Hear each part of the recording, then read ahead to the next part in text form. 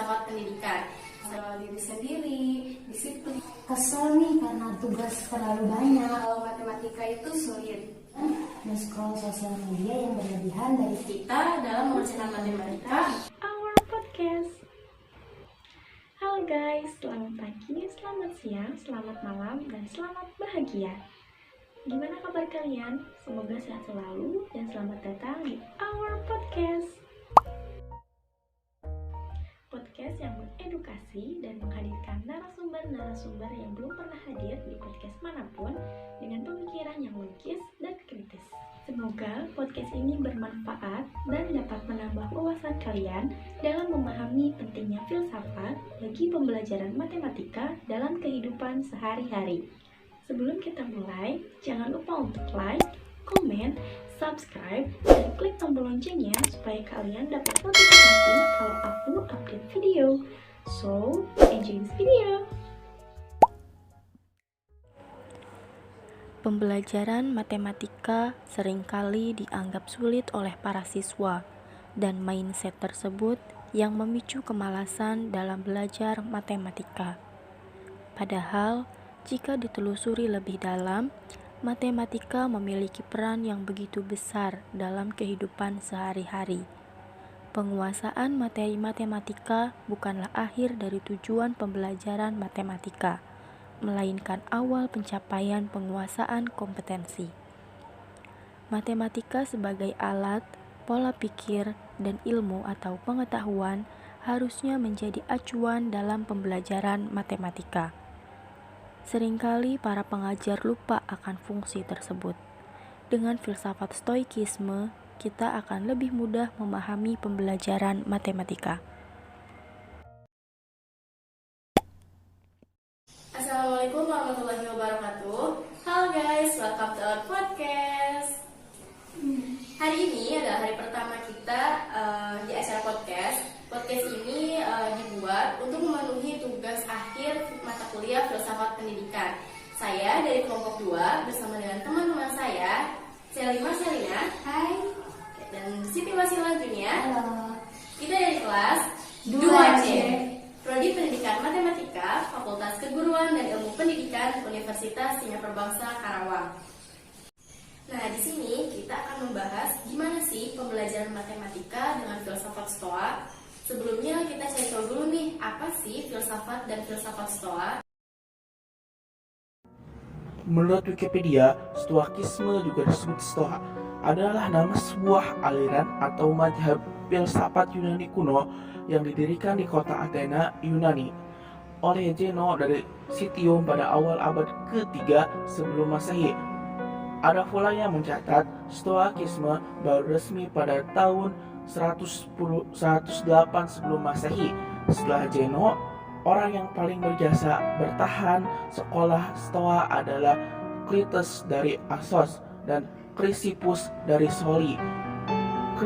Cletus menyumbangkan gagasan tentang hubungan etika dengan iman atau teologi, sedangkan Chrysippus menulis 705 buku atau 90% literatur sebagai doktrin Stoikisme, yaitu tentang perbintangan astronomi. Ajaran sekolah atau mazhab Stoa ini sangat luas dan beragam, tetapi dapat disimpulkan bahwa pijakannya adalah meliputi perkembangan logika, terbagi dalam retorika dan dialektika, fisika dan etika, memuat teologi dan politik. Pandangan yang mencolok tentang etika adalah bagaimana manusia memiliki sikap hidup dengan menekankan apatheia, hidup pasrah atau tawakal menerima keadaan di dunia. Sikap tersebut merupakan cerminan dari kemampuan nalar manusia, bahkan kemampuan tertinggi dari semua hal. Stoikisme populer hingga kurang lebih 5 abad dari 3 abad sebelum Masehi sampai 3 abad sesudah Masehi. Selanjutnya mempengaruhi banyak pemikiran Kristen, baik dalam dunia akademis maupun sikap hidup. Fokus filsafat Stoikisme adalah dalam bidang etika.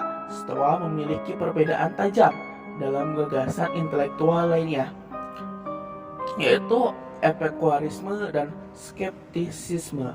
Dan stoikisme merupakan aliran filsafat yang paling berhasil dan sangat berpengaruh dengan aliran filsafat Yunani karena relevan hingga manusia dan sistem pembelajaran saat ini.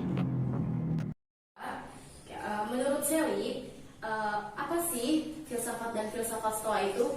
Oke, menurut aku filsafat itu ilmu yang membahas tentang segala sesuatu seperti manusia, alam semesta, dan tentunya Tuhan.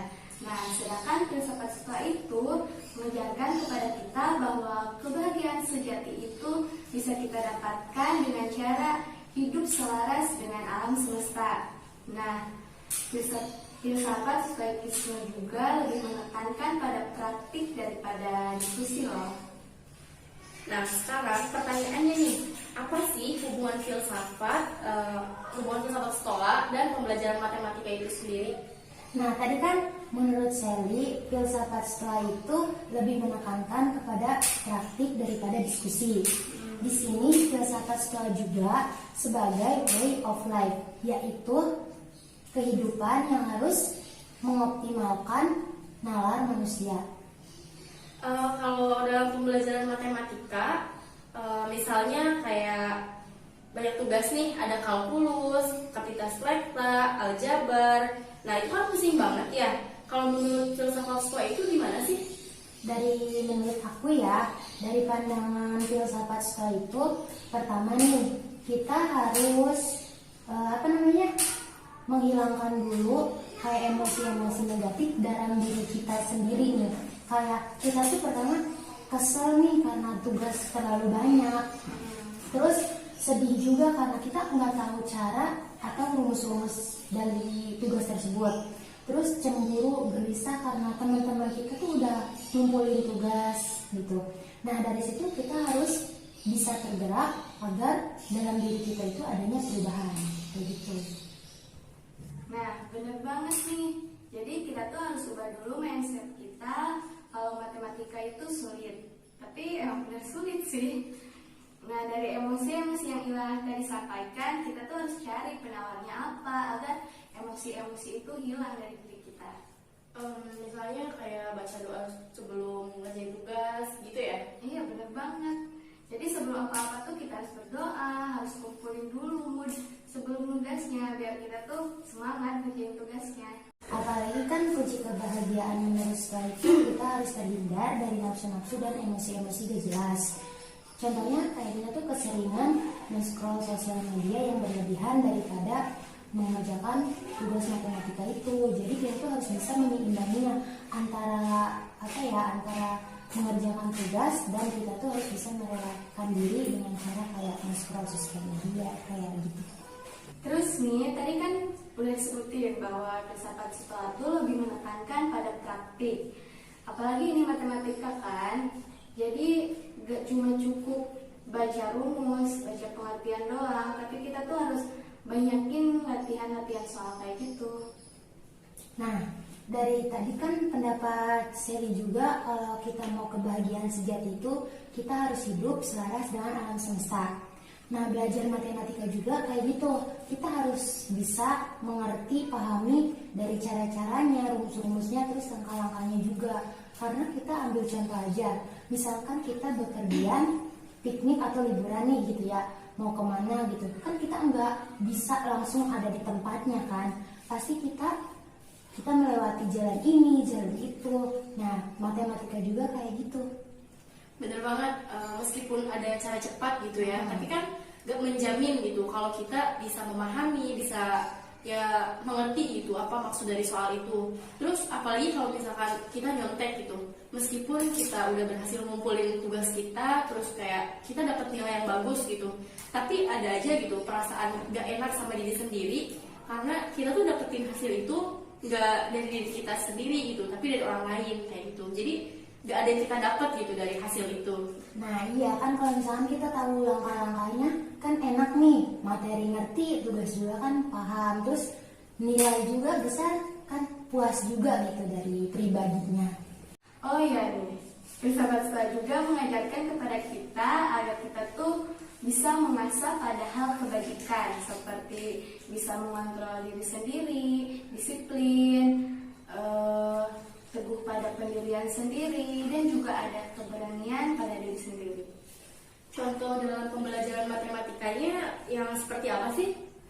Nah misalnya nih, kita tuh ada kelas kalkulus diferensial. Misalnya nih, si dosennya tuh nyuruh ke mahasiswa-mahasiswanya untuk mengerjakan suatu soal. Nah di situ kita tuh harus berani melakukan dan mengisi soal tersebut. Meskipun hasil yang kita dapatkan tuh kurang tepat, si dosen pasti gak bakal marah kok. Pasti dia lebih ke menghargai hasil pekerjaan kita karena kita udah berani mengisi soal tersebut. Oke guys, kesimpulan yang aku dapetin dari diskusi kali ini yaitu tentang pembelajaran matematika dengan filsafat stoa, yaitu kita harus mengajarkan dan memahami matematika harus sesuai langkah-langkah, jangan terburu-buru. Dan juga kita harus menghilangkan emosi kita dalam mengerjakan matematika maupun dalam kehidupan sehari-hari.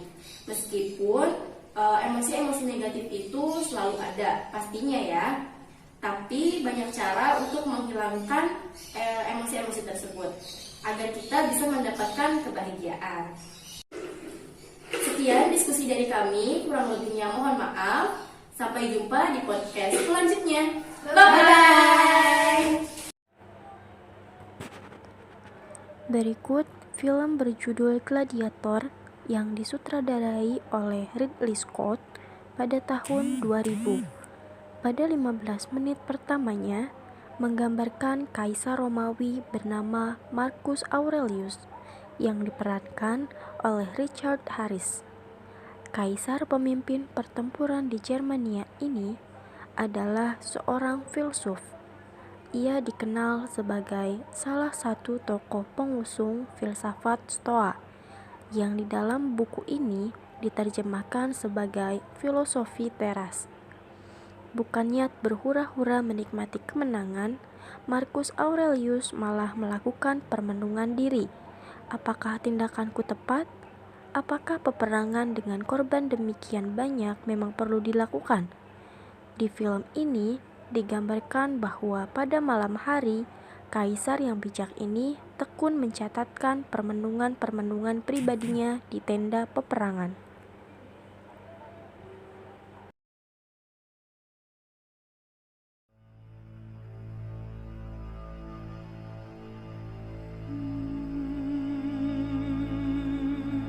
The general became a slave. The slave who became a gladiator. The gladiator who defied an emperor. Only a famous death will do.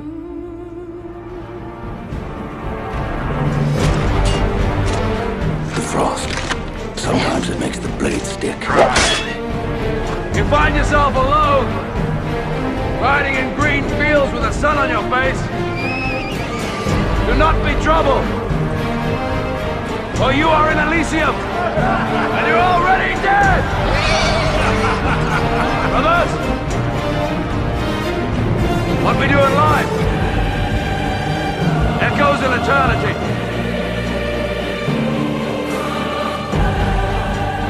I like you, Spaniard. I shall cheer for you.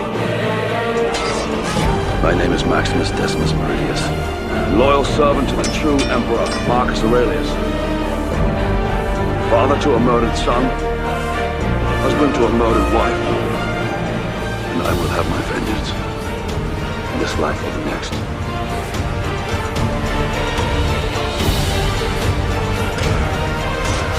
Today I saw a slave become more powerful than the Emperor of Rome.